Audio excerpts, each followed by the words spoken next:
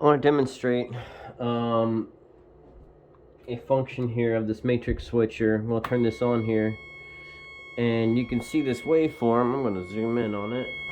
Let's get a good look. Somewhat equal opposite polarity pulses being created on that yellow pulse input time. But if I switch the bottom inductor, that's that. If I switch the first inductor, rather, the second, this is kind of waveform it switches to. Now if we switch both of them, you see how that changes from that to that? Still pulses during that on time on the southbound, but look at that that blue positive here. We have a very distinct positive negative pulse being created. This way we obviously do not. We do have some, but we also have this here, which is not what we want. Reversing both of those inductors gives us this, which is closer to what we want. We can change a whole number of parameters here. This is switching the polarity coming off of the secondary. Amp consumption goes up, and we do not get the proper waveform. We can switch diodes around, and we've seen this waveform before, and we've got production from this waveform as we are now, but it is not the proper waveform that we are looking for. I've seen all these different types of waveforms, but they were all incorrect, because that is what we're looking for. Let's dice around some frequencies here and see if we can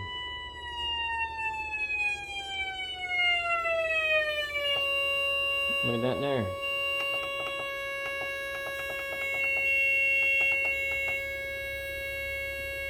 Cells are really starting to take off.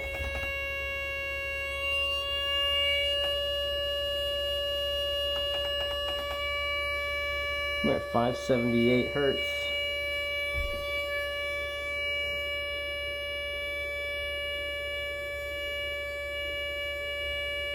And there's our similar pulse waveform. Again, you can see this is our 0 point line here. I'm going to get rid of the pulse input time really quick.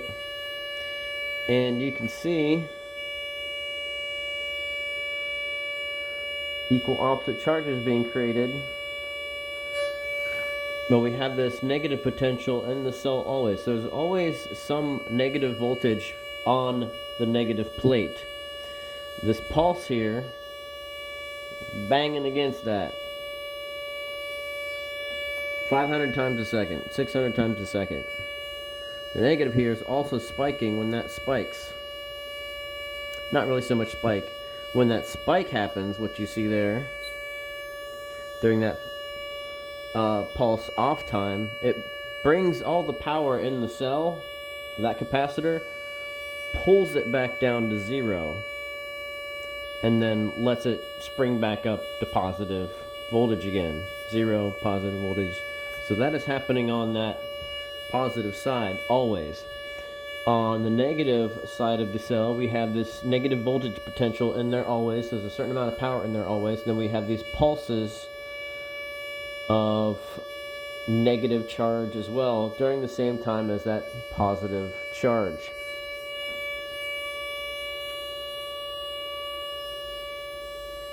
Adjusting duty cycle, you can see that changes all that drastically. Right there's kind of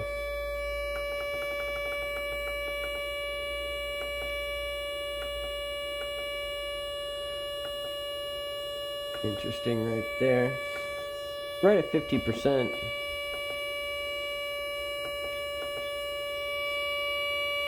Let's kick our voltage a little bit higher, going from 50%. 50% the voltage in the cell, across the cells, is about 108 right now.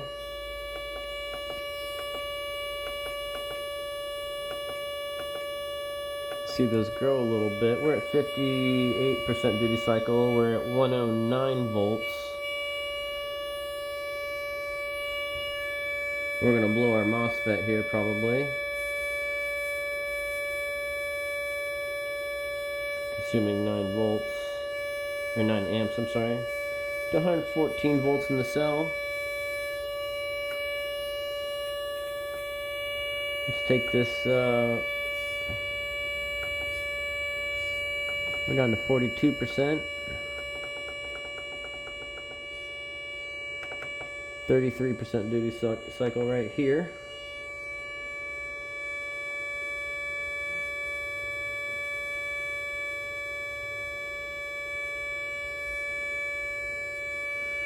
Seven amps is about our max on this MOSFET here. 114 volts. We are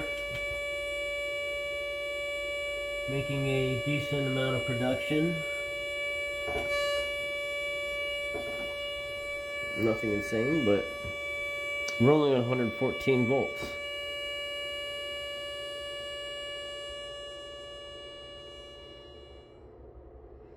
And you can see that voltage potential still on the cell. We're at 26 volts currently. You can see those capacitors maintain a charge.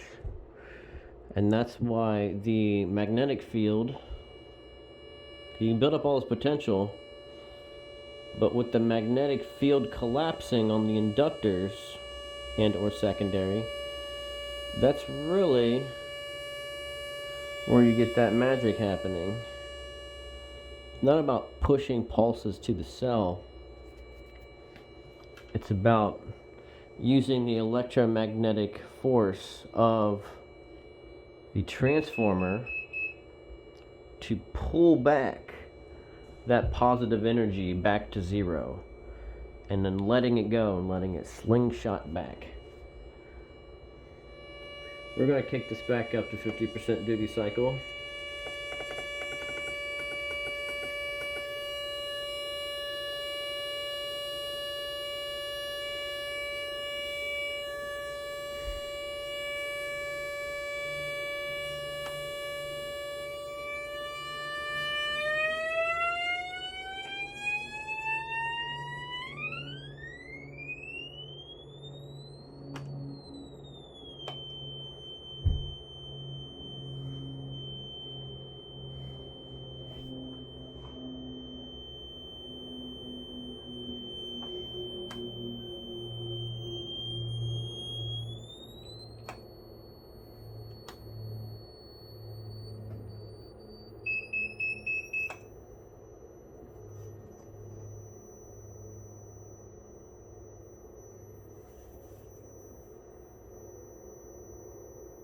$117 volts across the cell right now. Let's look at duty pulse.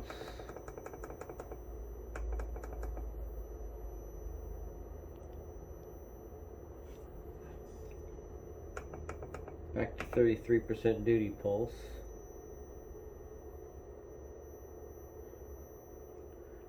Really doesn't get us too much more. We're going to take that down.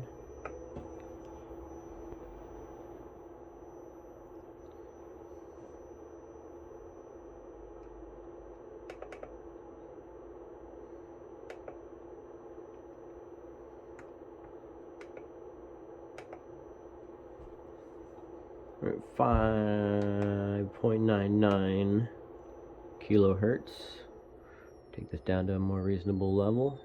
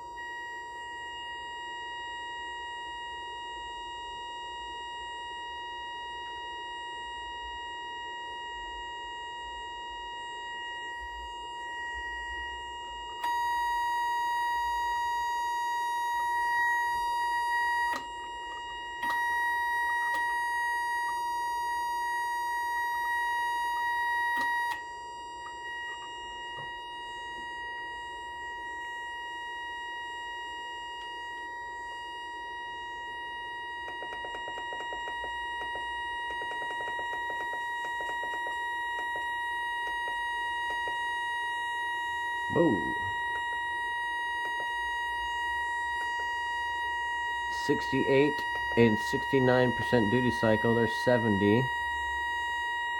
We are consuming 10 amps though. Got 120 volts across the cell.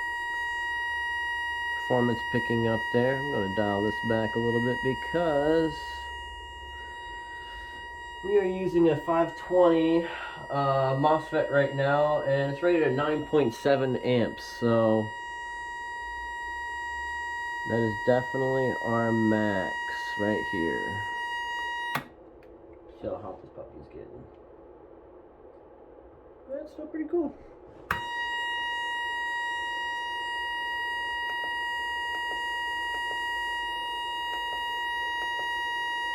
%75 duty cycle. 120 volts across the cell.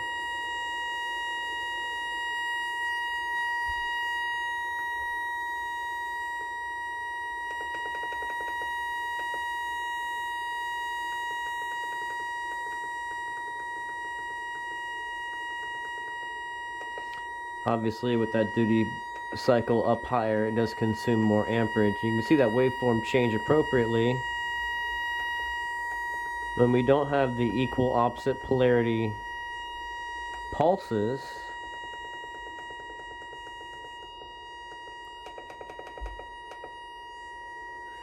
We have more current flow.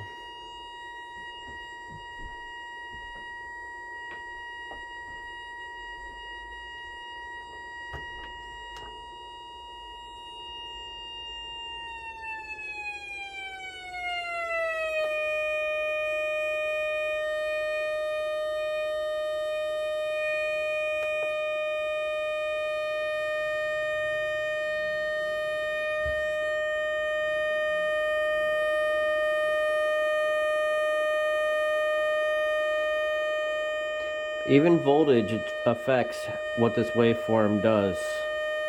So you can see we're climbing up to 7 volts there. Those legs reach down to the 0 position. We go up higher than that and they shrink back down.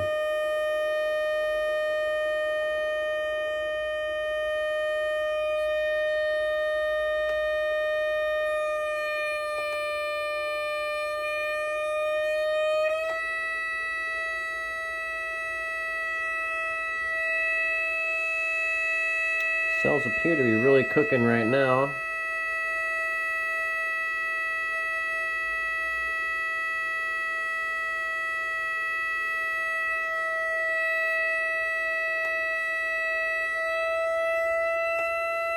Looks like we can increase the frequency as we increase the voltage. Because as we increase voltage, the legs kind of shrink on that. See, those legs get just a little bit smaller right there. We increase the frequency a little further, they seem to stretch back down. We're up to 690 hertz. Cells are definitely puking. We got 116 volts across the cell.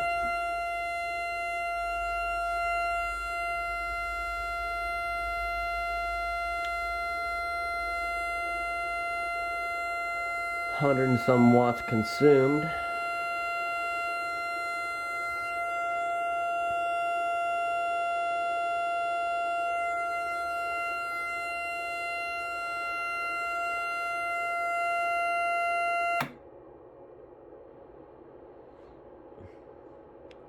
Give you a shot of these cells here real quick.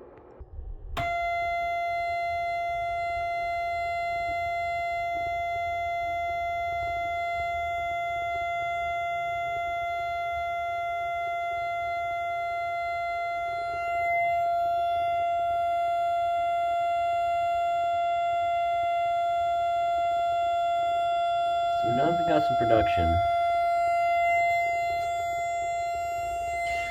But to that note, we only have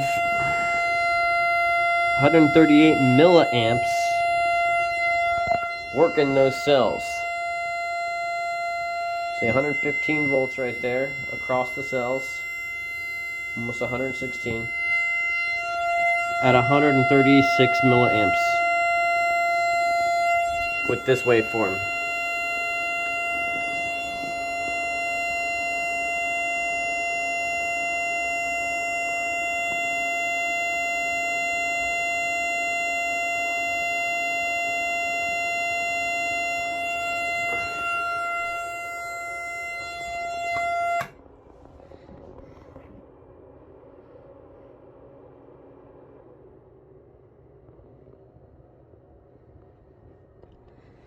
Our matrix switcher basically just takes all the components of this, the primary,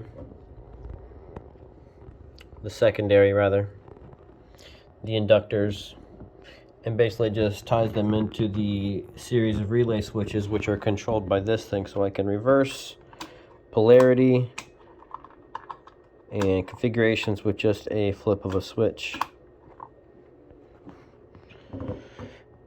This is my kind of my driver circuit to reduce noise and spare my MOSFETs from blowing up.